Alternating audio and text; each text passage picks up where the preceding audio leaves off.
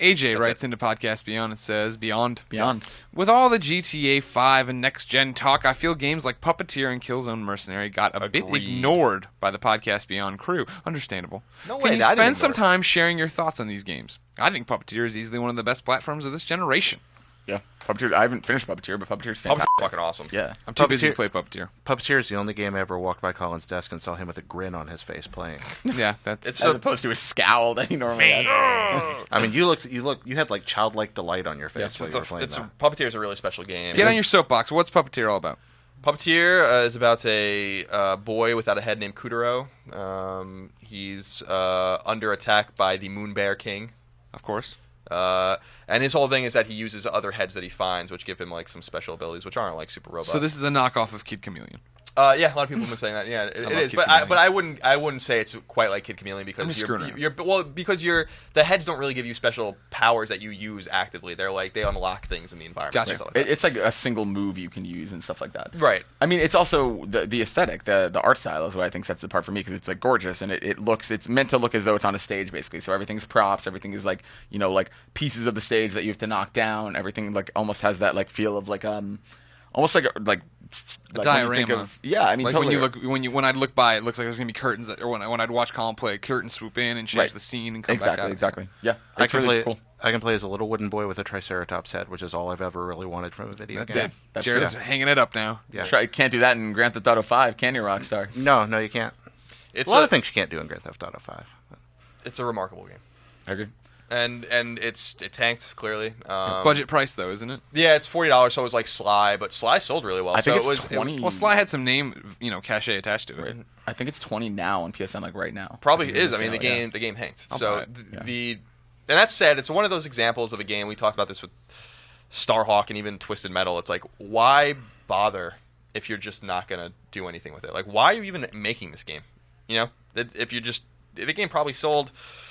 God, if it sold worldwide 50,000 units, that's probably pushing it. Is that bad, huh? Yeah. So, like in Japan, it sold like 5,000. In all your walks, you go. You have these developer sit downs. You talk to Sony heads for like hours on end, right? Have you ever talked to them about that? Like why? Yeah, we I have. sit here and I've talked to prognosticate. people that make these games about why they make them and stuff like that. And not all this stuff is fit for publish. But Sure. I didn't know what the feeling you get back from it. Well, because they don't. With a game like Starhawk, like you don't expect that the game is going to. Like Starhawk sold, but like no one played it. Right. If that makes any sense. It Like, does. Yeah. Like that game requires. It's very similar to Mag. Like it requires people to play. A like, dedicated other- hardcore fan base to jump in and be playing nonstop. And like with Twisted Metal was the most frustrating of them all because Twisted Metal was so easy to sell if they just did it right. And you know what? Like when we were doing the Rewind Theater for that new PS4 commercial for the players, or whatever, that's exactly the kind of thing that Twisted Metal needed, like on TV, real quick.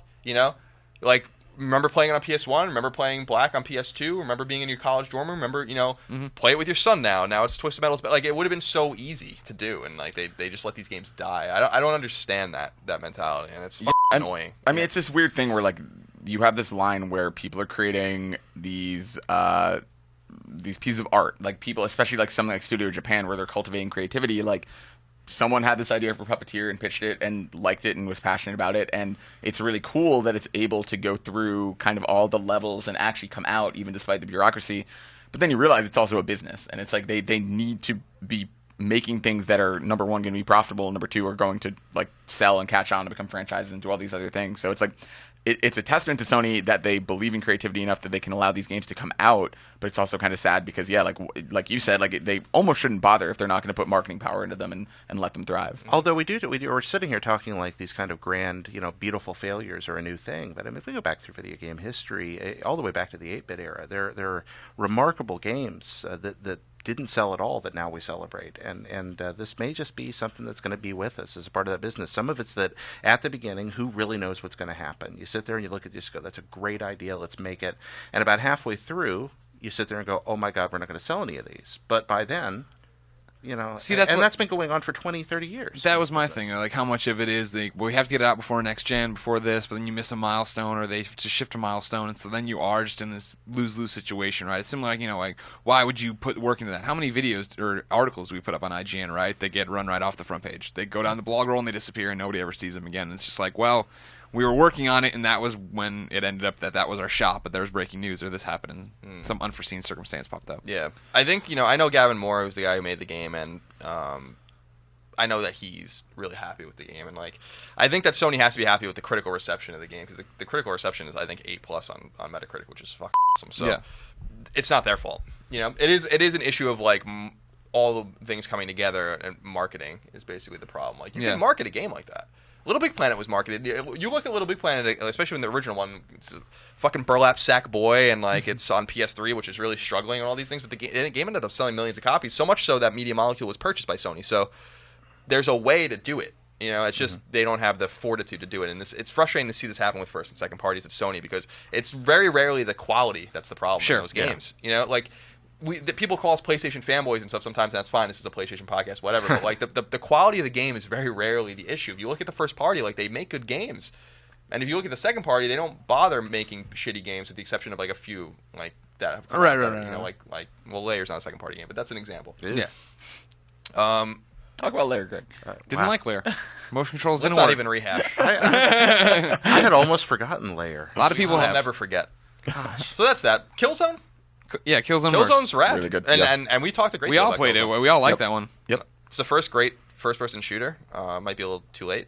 Guerrilla Cambridge did a really nice job. The game's beautiful. It runs Killzone 3's engine, which is remarkable. I mean, there are moments in that game where I was like, "Oh my god, I can't believe this is running on Vita." Yeah. Like, and I like sincerely, I say that. Like, I mean, there are moments I was like, "This looks so good. It looks as good as Killzone 3 at some parts." Yeah. That is insane. I liked playing it because I always felt like a badass. Like, I think there was something about the AI where I felt like I was playing on normal. I could still run up on them and melee them and move to the next guy and do it. And I wasn't getting into frustrating deaths, which usually are the problem I have with first-person shooters. Totally agree. And also, the touchscreen stuff isn't annoying at all. Like, Right. I mean, really liked the hacking minigame. I thought that was great. Yeah, I'd love to keep. That was a great use of the touchscreen in a way that made sense. Yep, I agree.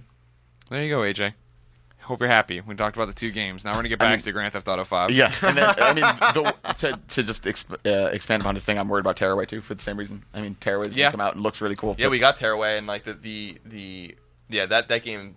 There's an issue with that game too. The thing about that game is Media Molecule made it, so there's no question really of like its quality. It's probably gonna be good, but yeah, it's like, what do you do with that game? How do you sell that game? Especially right now when there's so many things coming out. Tearaway is a game like Killzone that will sell to people that own a Vita, and that's basically it, I think. So depending if a very small team worked on it. Media Molecule is working on something else. Right. So if costs were in control, that game cost $10 million to make. They'll easily make that back. Yeah.